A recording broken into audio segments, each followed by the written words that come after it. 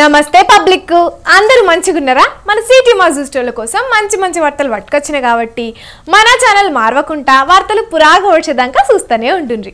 సరే మరిగా వార్తలు చార్జ కంటే ముందుగల్లా కొన్ని హెడ్లైన్స్ ఉన్నాయి, అవిటితోనే సురు చేద్దాం. చలో హెడ్లైన్స్.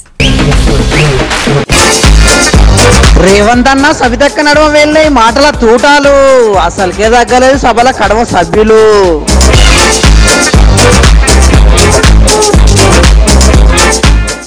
రాష్ట్రం అంతటా ఆడిస్తారట పేకాట, ఎమ్మెల్యే దగ్గుబాటి ప్రసాద్ చెప్తున్నాడు బాజాప్తా.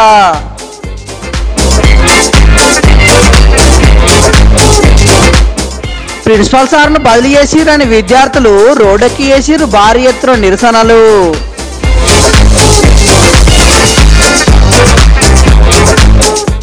సర్కార్ బల్లే ఇరిగిపడ్డాయి రేకులు, ఈ నడవ వరుసగా జరుగుతున్నాయి ప్రమాదాలు.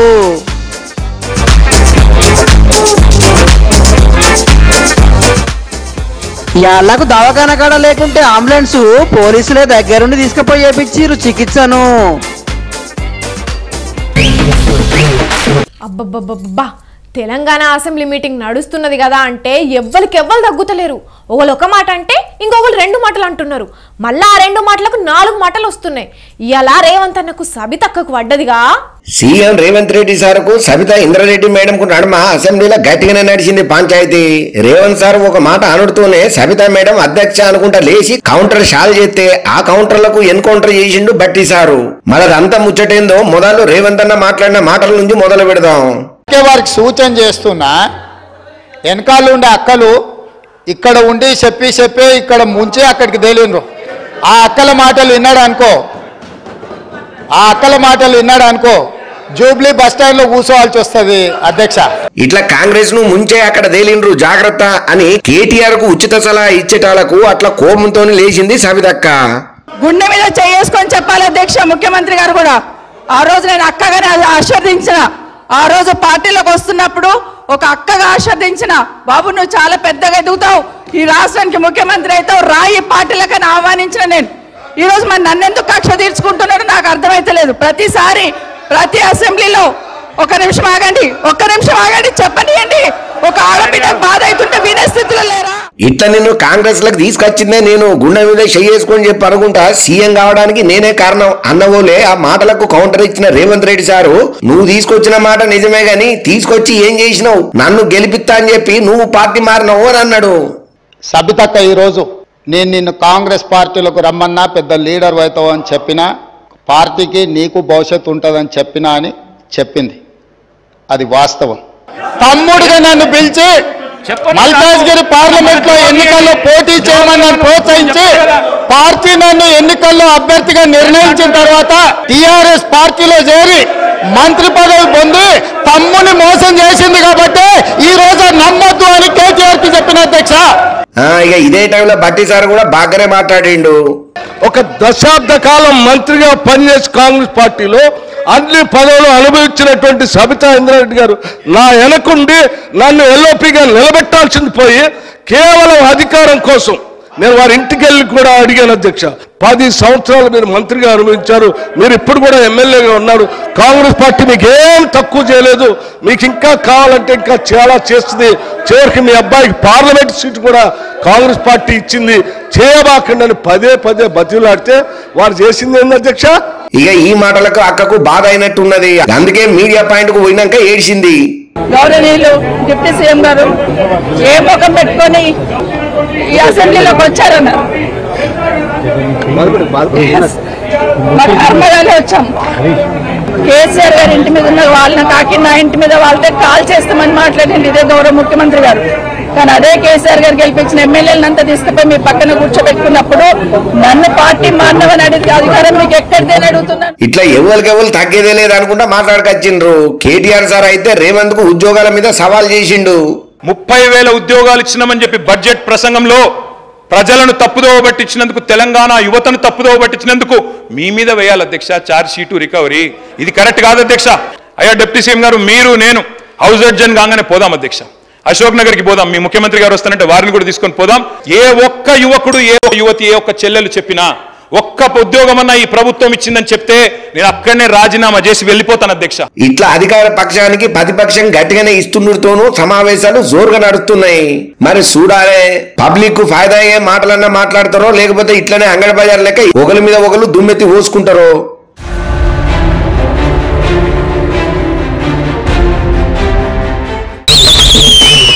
జగన్ ఇచ్చే ఉచిత పథకాలను పప్పు బెల్లాలతో పోల్చిండ్రు.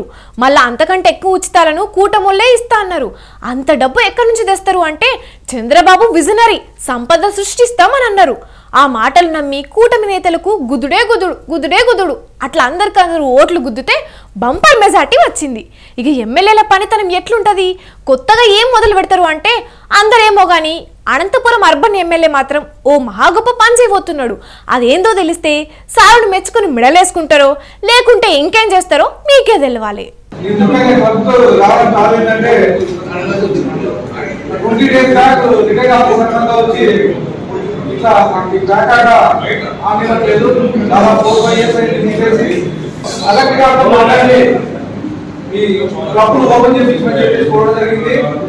దాంట్లో భాగంగా కలెక్టర్ గారితో మాట్లాడడం జరిగింది. అది నాట్ ఓన్లీ అనంతపూర్, చాలా స్టేట్ లో మొత్తం ప్రొక్లమేషన్ చేశారు. సీఎం గారి దృష్టికి తీసుకెళ్లి దీన్ని సాల్వ్ చేస్తామని చెప్పేసి ఇన్నరా అనంతపురంలో urban TDP MLA Daggubati Prasad sir ఏమన్నాడో చంద్రబాబుతోని మాట్లాడి రాష్ట్రం అంతటా క్లబ్బుల్లో పేకాట ఆడిస్తాడట.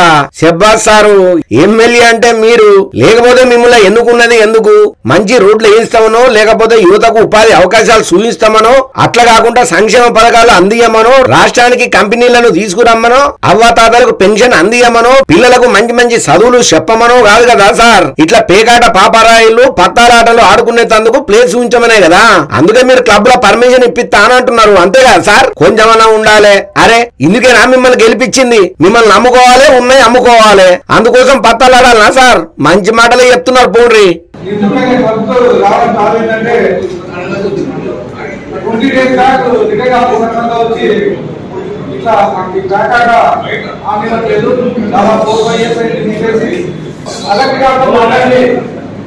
ఈ క్లబ్లు ఓపెన్ చేయించమని చెప్పేసి కోరడం జరిగింది.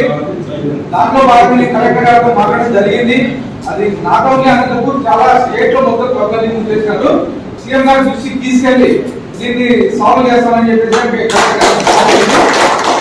మరి ఇటువంటి అయితే చంద్రబాబు సార్ మెచ్చడు, పవన్ కళ్యాణ్ సార్ కు నచ్చదు. పేకాడ ఆడిస్తా అంటే ఎవరు ఒప్పుకుంటారు? పేకాడ చరిత్ర తెలివందా? పిల్లల మీద పుస్తలు తాకట్టు పెట్టిన వాళ్ళు ఉన్నారు. అయినా మరి ఈ సార్ వారు ఇట్లా ఆడిస్తా అని అంటున్నాడు కాబట్టి మరి పవన్ సారు చంద్రబాబు సారు ఏమన్నా మందలిచ్చి ఇంకోసారి ఇటువంటి మాటలు మాట్లాడొద్దని అంటారో, లేదంటే సంపద సృష్టించాలే కదా, ఇట్లా ఆడితే ఏమన్నా ఛార్జీ పెట్టి సంపద సృష్టిస్తామని అంటారో చూడాలిగా. టీచర్లు ట్రాన్స్ఫర్ అయ్యి వేరే బడికి పోతే బాధపడే విద్యార్థుల ముచ్చట్లు మనం బగ్గనే చూస్తూ ఉంటాం. అట్లనే కొంతమంది టీచర్లను ఘనంగా సన్మానించి సాగనం పెట్టోళ్లను ఆడాడ చూస్తూనే ఉంటాం. మొన్నట్లా టీచర్లకు ఏకంగా పాలాభిషేకం చేసిన వార్తను కూడా మన సిటీ మట్ల చెప్పుకున్నాం. అట్లా గీడొకాడ వాళ్ళ సారు ట్రాన్స్ఫర్ అయిందని పిల్లలు ఏం చేసిర్రో చూడుర్రి.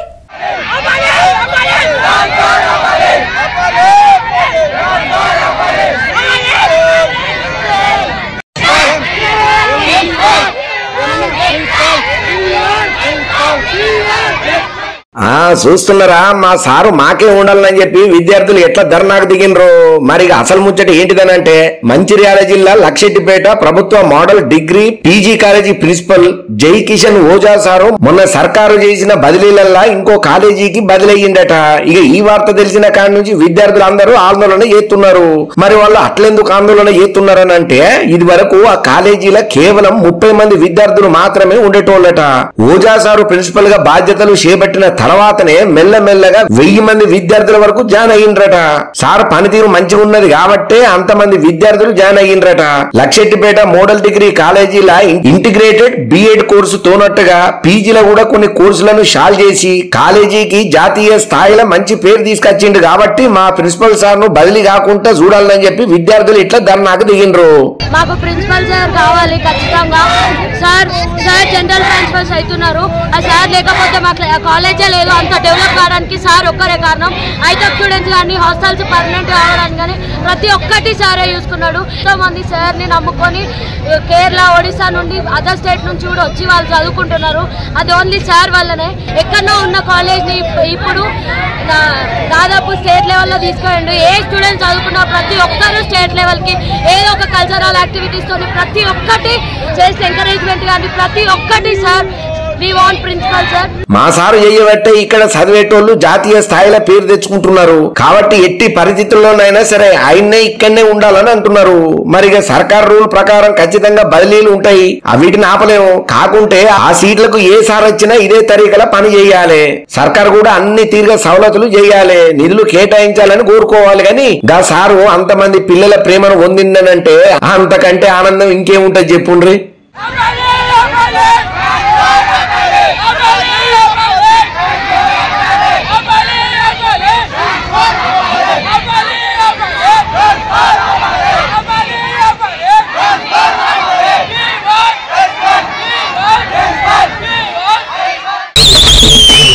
తెలంగాణ రాష్ట్రం ఏర్పాటైన కాడ నుంచి ఫ్రెండ్లీ పోలీసింగే నడుస్తున్నది మన కాడ.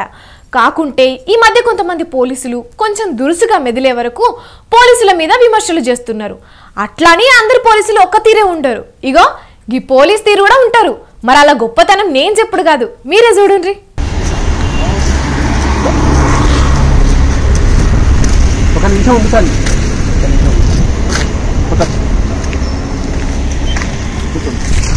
ఇగో వీళ్ళను పోలీస్ కార్లో ఎందుకు ఎక్కించుకోబోతున్నారో ఎరికేనా?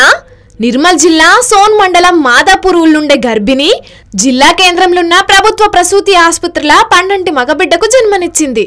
పుట్టిన బిడ్డకు ఆరోగ్య పరీక్షలు చేపించేందుకు పిల్లల డాక్టర్లు అందుబాటులో లేకపోయే వరకు వేరే ప్రైవేట్ దవాఖానకు తీసుకుపోనికి అమ్మమ్మ బాబును పట్టుకొని ఆటో కోసం నడుచుకుంటూ పోతున్నదట. రాత్రి 11 గంటల సమయంలో అదే ఏరియాలో పెట్రోలింగ్ చేస్తున్న సిఐ నవీన్ కుమార్ సారు వాళ్ళని చూసి పోలీస్ బండిలనే ప్రైవేట్ ఆసుపత్రికి తీసుకుపోయి వైద్య పరీక్షలు చేపించే వరకు సిఐని అందరూ తారీఫ్ చేస్తున్నారు. ప్రజలు ఆపత్తిలో ఉన్నారంటే ముందుగల యాదికొచ్చేది పోలీసులే. ఇక పోలీసులకు కూడా ఎవ్వరు ఆపత్తిలో ఉన్నారని తెలిసినా ఎంబటే పోయి కాపాడతారు.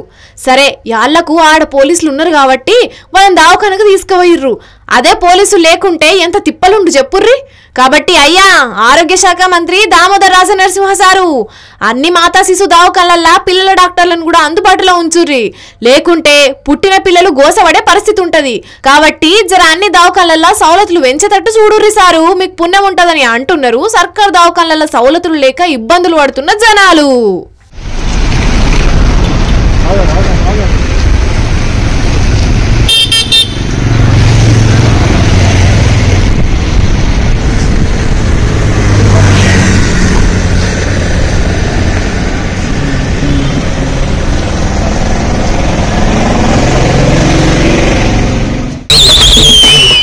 ఏండ్లు గడుస్తున్నాయి, ప్రభుత్వాలు మారుతున్నాయి, నాయకులు మారుతున్నారు.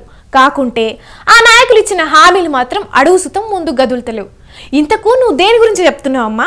వార్త ఏందో సీదా చెప్పకుండా ఈ ఉపోద్ఘాతం ఎందుకు చెప్తున్నావు అని నా మీదికి కోపానికి రాకుర్రి. మీకు చెప్పనీకి వార్త తీసుకొచ్చిన. చలో చూడుండ్రిగా.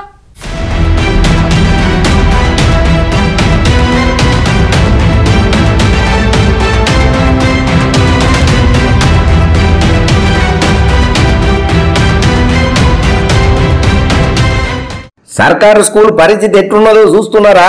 పేరు గొప్ప ఊరు దిబ్బ అన్నట్టే ఉన్నది. పేరుకేమో ఈ స్కూలు 60 ఏళ్ల కిందటిది. కాకుంటే ఆ కాలం నాడు కట్టిన తరగతి గదులు తప్ప మళ్ళా కొత్తగా కట్టినవి ఏం లేవు. భద్రాద్రి కొత్తగూడెం జిల్లా మనుగూరు మండలం గాంధీ బొమ్మ సెంటర్ లో ఉన్న బాలికోన్నత ప్రాథమిక ఉన్నత పాఠశాలల పరిస్థితి ఇది. 60 ఏళ్ల నాటి నిర్మాణాలు కాబట్టి ఎప్పుడు కూల్తాయోననే భయంతోనే విద్యార్థులు జాగ్రత్తగా మెదులుతున్నారట. అయినా కూడా మొన్నటి సంది కొడుతున్న వానలకు రేకులు పలిగి కింద పడ్డాయట. కార్పొరేట్ పాఠశాలలకు ధీటుగా సర్కారు బళ్లను తయారు చేస్తామని చెప్పి లీడర్లు చెప్పే మాటలు నీళ్ల మీద రాతలే అవుతున్నాయి. 60 సంవత్సరాల క్రితం కట్టిన ఈ పాఠశాల గోడలకున్న ఇటుకలన్నీ బయట కనిపిస్తున్నాయి. మొత్తం పెచ్చులుడిపోయి ఎప్పుడు కూలిపోతుందో తెలియని దుస్థితిలో ఉన్నది. ఇక ఆ స్కూల్ టీచర్ ఏం మాట్లాడిందో మీరే నుండి. రోజులుగా కురుస్తున్న వర్షాల కారణంగా ఈ రోజు ఈ పాఠశాల ఉపాధ్యాయులు కూర్చునే ఈ స్టాఫ్ రూమ్ లో ఉన్న బిల్డింగ్ రేకులు ఏదైతే ఉన్నాయో అవి ఇరిగి పడ్డాయి. ఇక్కడ ప్రతిరోజు కూడా టీచర్స్ ఈ రూమ్లో కూర్చుంటూ ఉంటారు. అలాగే ఈ పక్కనే ఉన్న ఆఫీస్ రూము, అలాగే స్టోర్ రూము ఇవి కూడా రేకులతో ఉన్నాయి. ఇవన్నీ కూడా గత 60 సంవత్సరాల క్రితం ఉన్న రూమ్సే. సో దీనివల్ల ఏమవుతుందంటే ఈ వర్షాల కారణంగా ఈ రేకులన్నీ కూడా ఇరిగి పడే పరిస్థితి ఉంది.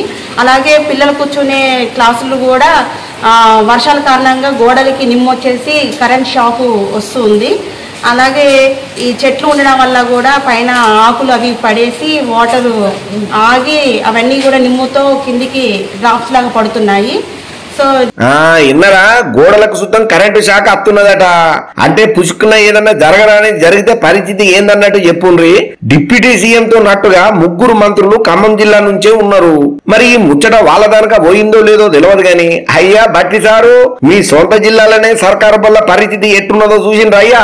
పైసల మంత్రి మీరే కాబట్టి మాటలు ఎప్పుడు బంధు పెట్టి జర్ర నిధులు మంజూరు చేసి సర్కారు బళ్లను బాగు చేసే పని ముంగటేసుకుంటారు అయ్యా. లేకుంటే మీకే బదనాం వస్తుంది. ఏమంటున్నావు?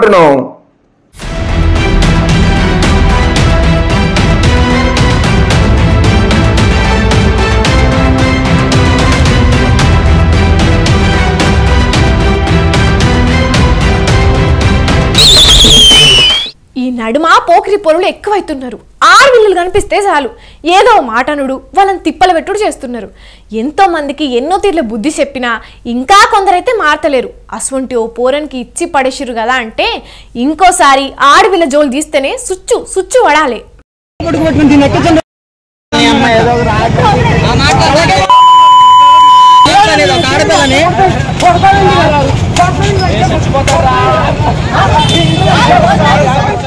ఏయ్ దంచుండ్రి ఇంకో 4 అందుకొని రాని.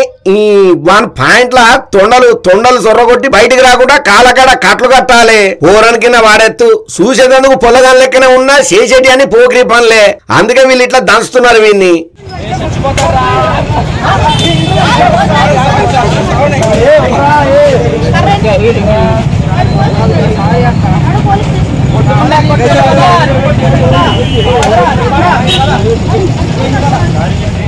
అంతగానం కొడుతున్నారు. మరి ఏం తప్పు చేసింది నేనంటే తెలిస్తే మీరు కూడా ఇంకో 4 దంచుంటారు అంటారు. ఎందుకంటే ఆడపిల్లలతోనే అసభ్యంగా మెలుతుండట.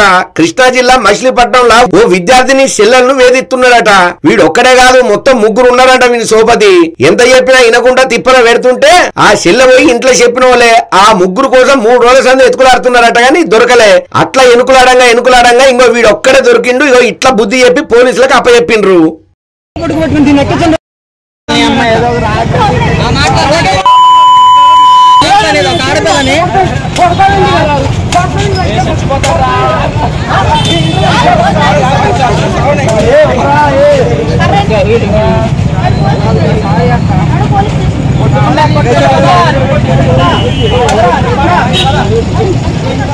ఇంకా మిగిలిన 2 కోసం కూడా ఎనుకులాడుతున్నారట పోలీసులు.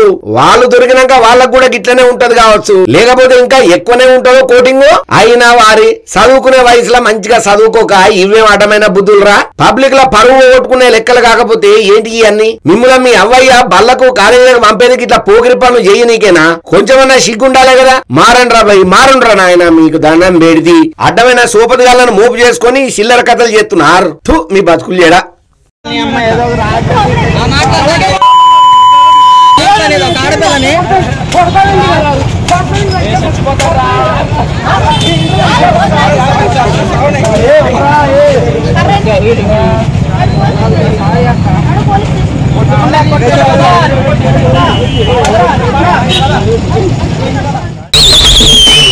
కాలం మారుతున్న కొద్దీ టెక్నాలజీ మస్తు పెరుగుతున్నది. ఆ టెక్నాలజీతోని మనిషి దేన్నైనా సాధించే అవకాశం ఉన్నదని అంటుంటారు చాలా మంది. మనిషి మాత్రమే బుద్ధిజీవి. ఆ బుద్ధితోని ఎన్నో పనులు చేయగలుగుతారు అంటుంటారు. మనుషులు మాత్రమే కాదు, మాకు కూడా విచక్షణ జ్ఞానం ఉన్నదని నిరూపించిన గీ జీవులు.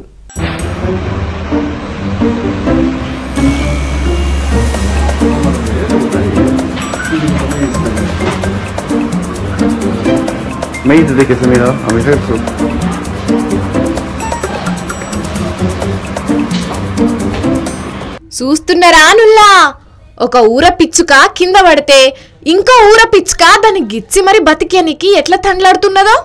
మరి ఆ పిచ్చుక ఎండకు నేరబడి కింద పడ్డదో లేకుంటే హార్ట్ అటాకే వచ్చిందో తెలియదు గాని మొత్తానికైతే కింద పడి లేవకపోయే వరకు ఇంకో ఊరవిచ్చుక దాన్ని చూసి శతవిధాల ప్రయత్నం చేసి మరీ దాన్ని కాపాడింది. మరి ఆ ఊరవిచ్చుకకు ఈ జ్ఞానం ఎవ్వరు నేర్పినరో తెలియదు గాని మనుషులు కదా హార్ట్ అటాక్ వచ్చి కింద పడితే సిపిఆర్ చేసి బతికిచ్చినట్టు ఈ ఊరవిచ్చుక కూడా ఇంకో తోటి పక్షిని అట్లనే సిపిఆర్ చేసి బతికిచ్చే వరకు ఈ సంఘటనను చూసిన అక్కడ జనాలు ఆ పక్షుల జ్ఞానాన్ని మస్తు తారీఫ్ చేస్తున్నారు. ఇక దీన్ని వీడియో తీసి సోషల్ మీడియాలో పెట్టే వరకు మస్తు వైరల్ అవుతున్నది. కొంతమంది మనుషులు సాటి మనుషుల పట్ల క్రూరంగా మెసులుతున్నారు గాని అదే మూగజీవులు మాత్రం గొప్పగా ఆలోచిస్తున్నాయని కామెంట్లు పెట్టుకుంటా పిట్టలు తిరిగినంత స్పీడ్గా ఈ వీడియోని దింపుతున్నారు. కాబట్టి పబ్లిక్ జర ఈ పిట్టలను చూసైనా కొంచెం ఆలోచన చేయుండ్రి, ఏమంటున్నాం?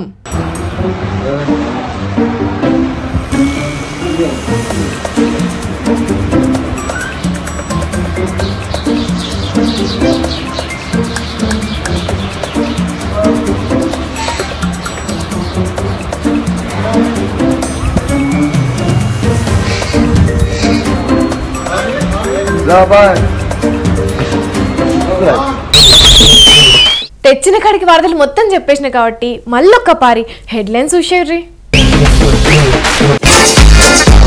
రేవంత్ అన్న సవితక్క నడుమ వెళ్ళే మాటల తూటాలు అసలుకే తగ్గలేదు సభల కడవ సభ్యులు.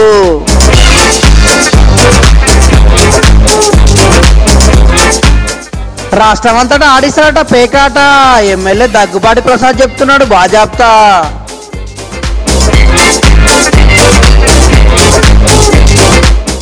ప్రిన్సిపల్ సార్ను బదిలీ చేసిరని విద్యార్థులు రోడ్డెక్కి చేసిరు భారీ ఎత్తున నిరసనలు.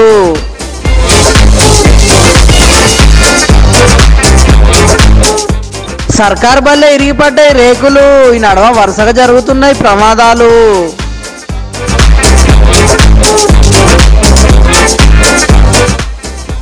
యాళ్లకు దవాఖాన కాడ లేకుంటే అంబులెన్స్ పోలీసులే దగ్గరుండి తీసుకుపోయి చేపించిరు చికిత్సను. ఇగో ఇవ్వాల ఇయాల్టి సిటీ మరి వార్తలు మేము చెప్పినవి జబర్దస్త్గా ఉన్నాయిలే. ఇంకెన్ని మంచి మంచి ముచ్చట్లతోని మళ్ళా కలుద్దాం. అప్పటిదాకా చూస్తూనే ఉండుండ్రి మన స్వతంత్ర టీవీ. ఉంటాం మళ్ళా.